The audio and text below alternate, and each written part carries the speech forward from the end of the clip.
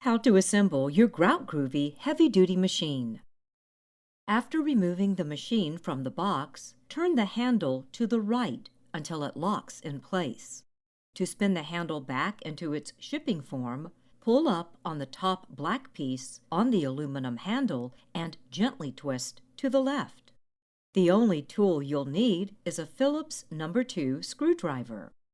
Attach the guide wheel using the pre-assembled screw. Next, attach the adjustable handle. Slide the long bolt through the handle and tighten with the plastic nut. To adjust the handle position, loosen the plastic nut and move the handle to a new position and tighten.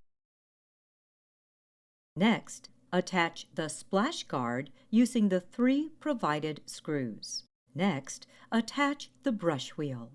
The brush wheel has a front and back side. Install it with the back side facing the machine. Place the wing nut on the machine shaft and tighten.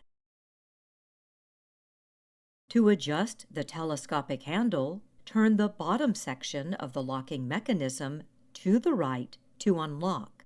Move the mechanism up the shaft to the desired position and turn it to the left to lock.